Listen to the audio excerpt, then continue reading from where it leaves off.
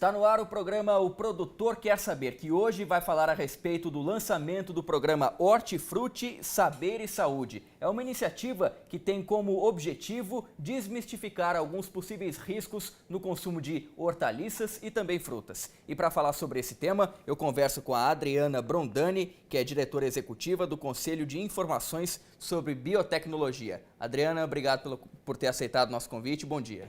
Obrigada, eu que agradeço, André. É um prazer estar aqui falando desse programa, não é? Na realidade é um programa onde nós somos aí parceiros, no caso eu, porque eu trabalho muito mais num conselho de informações sobre biotecnologia, mas o grande desafio desse programa é realmente comunicar as questões que são científicas numa área de produção de alimentos, numa área tão importante como a questão do hortifruti. Então, falar com o produtor, falar com técnicos, para que a sociedade entenda cada vez mais os desafios dessa produção e quanta ciência está embutida nessa produção. Então, vamos começar falando desses desafios, quais são eles e o que precisa ser superado pelo setor. Bom, nós temos no Brasil uma grande produtividade nessa área e, no entanto, nós como brasileiros poderíamos aumentar o nosso consumo de frutas e hortaliças. Se nós compararmos com outros países e com a nossa produtividade, nós percebemos que temos uma questão cultural, uma falta de um hábito saudável de introduzir um número maior de frutas no nosso dia a dia, de hortaliças. E às vezes essa falta de hábito ela é alimentada por alguns mitos, por algumas desinformações da sociedade em geral, dizendo que o produtor está utilizando um excesso de químico no cultivo, não é? Dizendo que existe uma dificuldade de manejo e que aí o produtor, no final, acaba sendo um grande responsável por algumas questões que deixam o nosso consumidor, nos deixa como consumidores receosos. A ideia é colocar técnicos, colocar pesquisadores, colocar pessoas que trabalham na área para mostrar como isso é feito. No final das contas, o que a gente tem como um grande desafio é dar visibilidade para este setor e deixar a sociedade mais tranquila em relação às informações que são criadas e perdidas por falta de uma comunicação efetiva de um tema científico. Perfeito. Agora, se for comparada a situação em relação aos outros países, como é que é o consumo de frutas e hortaliças no Brasil? Nós somos um celeiro de produção, mas na hora do consumo, o Brasil, de certa forma, decepciona, Adriana? Nós podemos melhorar nisso, porque considerando que nós somos um celeiro de produção, nós produzimos menos do que países que importam as nossas frutas. Então, realmente, nós podemos melhorar nesse quesito, não é?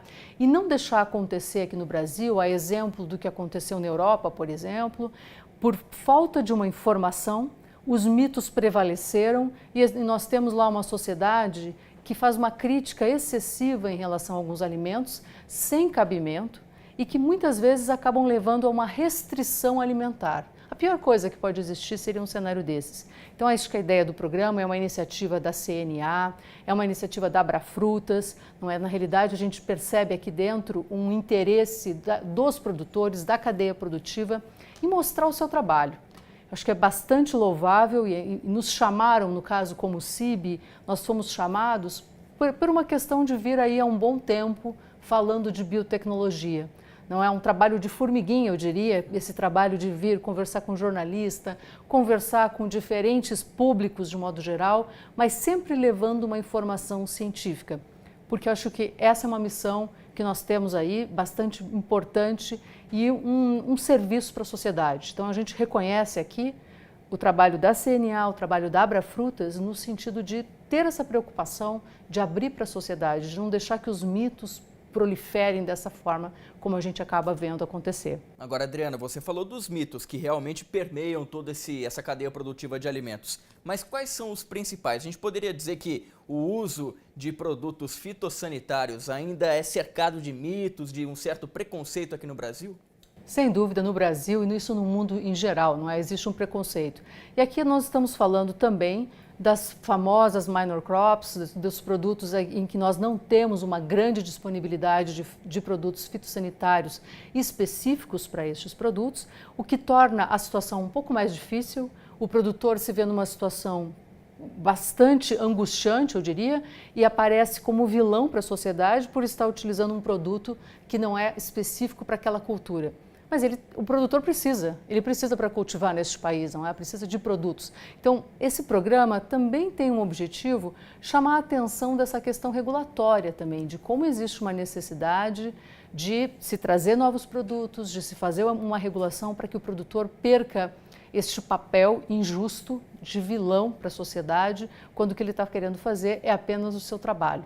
Então, abrir essa questão também em relação aos produtores, em relação aos produtos que são necessários para essas culturas, eu acho que é bastante importante. Agora, a nossa população mundial vem crescendo ano a ano, dia a dia até mesmo.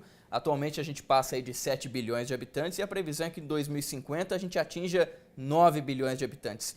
E aí eu te pergunto, Adriana, seria possível produzir alimento para tanta gente assim, sem o uso dos produtos fitossanitários ou não? Pelo que a gente vê em todos os estudos aí, não é? Na realidade, por tudo que se mostra, não é possível. Então, nós precisamos desses recursos, precisamos do máximo de insumos para aumentar essa produção. E o Brasil, nesse caso, é um grande player, não é? Realmente ele ocupa um espaço muito importante nesse cenário de produção de alimentos para o mundo. Então, realmente a gente precisa trabalhar com o máximo de tecnologias possíveis para essa produção e não deixar a desinformação prevalecer. Agora, por que é importante até mesmo explicar para o nosso telespectador e para o público em geral que o produtor depende diretamente desse uso de defensivos, desse uso de produtos fitossanitários? Qual que é a dependência dele? Quais seriam as consequências se não utilizasse? Bom, a dependência é porque nós vivemos num país tropical, não é? Um país tropical, as pragas crescem numa velocidade muito maior do que num país que não tem essa condição climática.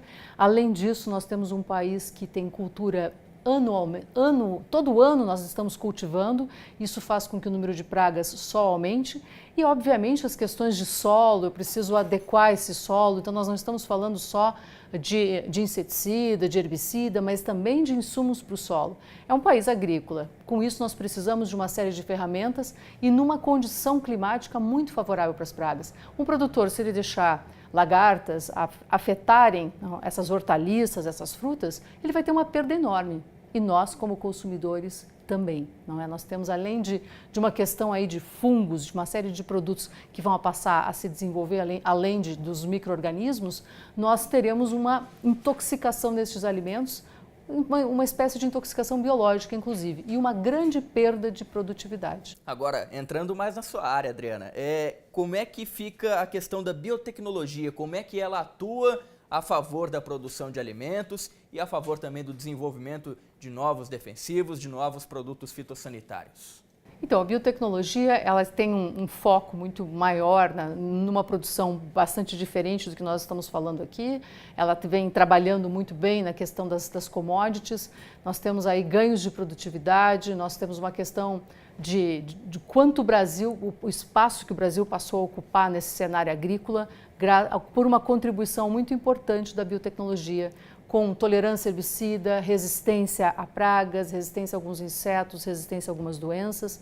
Esses são os focos da biotecnologia que nós temos no campo atualmente.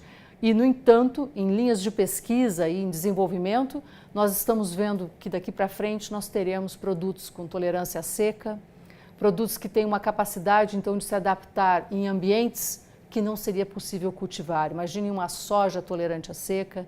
Veremos no futuro produtos que nós não vínhamos vendo, não é? O Brasil também mostra essa característica de pioneirismo. Ele aprovou eucalipto, aprovou mosquito, tem uma boa chance de aprovar cana geneticamente modificada daqui para frente. Então, é uma ciência que, eu não diria, me corrigindo, biotecnologia não é uma ciência em si, ela carrega um conjunto de ciências, ela é uma metodologia bastante rica nesse sentido, uma ferramenta importante, e ela vem contribuindo para esse cenário. É isso que nós estamos acompanhando. E é muita ciência.